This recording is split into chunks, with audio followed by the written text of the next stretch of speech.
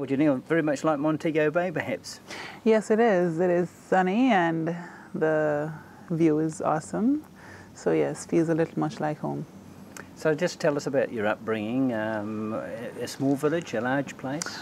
Well, Montego Bay is actually the second city in Jamaica, and I actually lived there for 19 years. I've recently relocated to St. Thomas. It's much smaller than Montego Bay, not as populated and not as well, not as fun as Montego Bay, but it's kind of like the country. And that's kind of like who I am. I like the country. I like the nature, like just being able to have good views of the sea and just have a lot of trees around me. So yeah, I love St. Thomas much more than Montego Bay. Montego Bay is fun. Was it a lifestyle choice that you moved? Is that why you did it? Yes, it was. Right, tell us about your sporting upbringing at school. Was netball your first choice? Or I know basketball's very popular there. Well, basketball is somewhat popular, but not as popular as netball. But netball was my first choice, I think, from the womb. I started playing in primary school. Did Mum play? Well, yeah, my mom played, but not professionally. She played for her school. Right. So I started playing at 11. Does she provide the height in the family? Oh, well, my mom and my dad. My mom is like 6 foot. My dad is 6'1". Right, good start. So this was my intended height. Right. So I'm like 6'5", so I got extra 5 inches. But I'm very proud of my height. I love it, you know. And I've handy for your sport? Definitely, yeah. So you were tall at school, so? Ever since knowing myself, I was always tall. Right. Yeah. Okay. So which part of the court did you levitate to first? Shooter. I was always a goal shooter. I've been a goalkeeper once for my club team. That's Walgrovian. So I've only been a keeper for them for just maybe one season of my time being in the club. Right. But otherwise from that, I've always been a shooter. Okay. So in school, was it a competitive competition between schools? Yes, it was very competitive. And actually the first time my primary school had ever won a knockout championship was when I was playing. Right. So I made a vast I think so. So I made a vast difference in that team, and I went on to high school, and we've been St. James High was my high school. Right. We've been they have been good for the years, but when I got there, you know, they've been better. Oh, I hope that's going to apply to the steel, is it? Definitely, of course.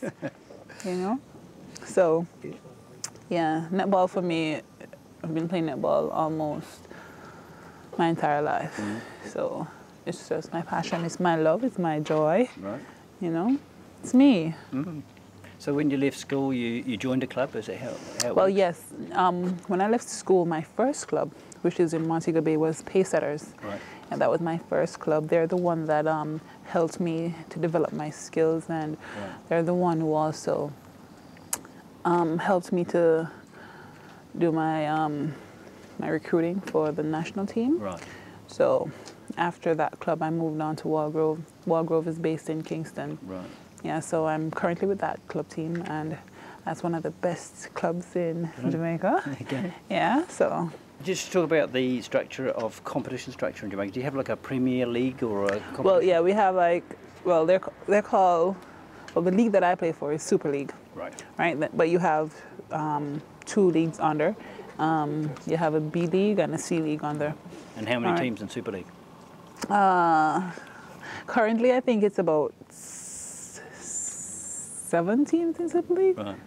Or even 10. I think, yeah, round about there. I'm not quite sure, because since I've left to come here, I think a couple of teams have been moved up. Right. So yeah, there's quite a few teams in Super League, and it's a very intense league. It's not as intense as maybe netball in New Zealand, but it's a very good league to start off with. Okay. Yeah, so. And what sort of length of season do you play? Is it sort of 3-month season or 4 months? Well, first we have Open League. Open League is where we play for about 2 months. Right. That's Open League, and then we'll get about 2 months break. Right. Well, it's not just break from the league, but we're in training and all of that. Okay. So then the season starts about March. Right. Yeah, so that will run for 4 months or 3 months, I think. Yeah, that runs for about 3 months. Now, any of the players full-time professionals? No. Currently in my club team, I'm like the only professional player. Right. Yeah, most of the players are, some of them are national squad, Right. some of them school, some of them working. Right. Yeah. So it's hard to make a living, impossible to make a living. You've got to have other work. Definitely, because Jamaica doesn't really have the resources such as what they would have here in New Zealand. So we would have to work, and it kind of stifles us. What our abilities are. It doesn't really pull out of us what we can do, and Right. I'm sure a lot of other players can do much more. But because it's going to be very hectic working a regular 9 to 5, some work, some go to school and work, some just go to school. Right. So. What about the support around the team? Do you have the doctors, the nutritionists, the physios? Do the club teams have that luxury? No, the club teams don't really have that luxury. But if we do have an injury, the club does take care of it. Right. Yeah, but... What about the national team? Do they have well, the the national resources? team, yeah, definitely. We have a doctor, we have physio. We have that support staff around us. So, yeah, we do. What about the training then? Compare the training that you've done now with the Steel and the time you've been there with perhaps the Jamaica level. Is it sort of similar intensity or the club level? Yes, it is. Well, not the club level, but the national level, it is the same intensity. However, only thing we're lacking is just our facilities. We may not have some of the facilities back in Jamaica that we do have here to enhance our ability. But if we had those facilities, I'm telling you, Jamaica team would be a team to be a force. But that's what we want, isn't it, on the world stage? We want Jamaica up there with New Zealand and Australia and make it interesting at the very top. Definitely. And we're going to get there because right now Jamaica has a very young team, and this team, the set of girls that are there, including myself and Romeldo, we are very tight-knitted, we are close, personally and within netball and out of netball. So because of that combination on court, we will be very good as well. So once we have a little more time training together and working hard, it's going to be a very awesome team coming next World Championship. Okay. Well, when you come to Australasia, obviously you've had that experience in Melbourne, first time of ANZ. I know it's only pre-season, but what's your first impression of that? Definitely. standard? Well, honestly, I had expectations before I got there. I knew it was going to be very hard. I knew it was going to be intense games, and yeah, my expectations were fulfilled when I got on the court because I've been getting a lot of shoves and a lot of beatings. But I'm used to that. I've always been getting those beatings. But is it physical game in Jamaica? yes, it is. It is. Yeah. It is very physical. It is very physical there. What about the speed of the ANZ? Maybe not as fast as NZ. Right. No, it's not as fast as NZ. We're more slower pace. Right. Yeah.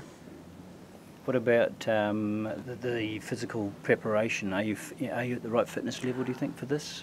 My fitness level, it can get better, but yes, I'm there. I'm getting there. Still have room for improvement. Do you do a lot of things like weight training back in Jamaica and that sort of gym work that we spend a lot of time on? Maybe not as much as here, but we do a little gym work and weights training back in Jamaica. Yeah.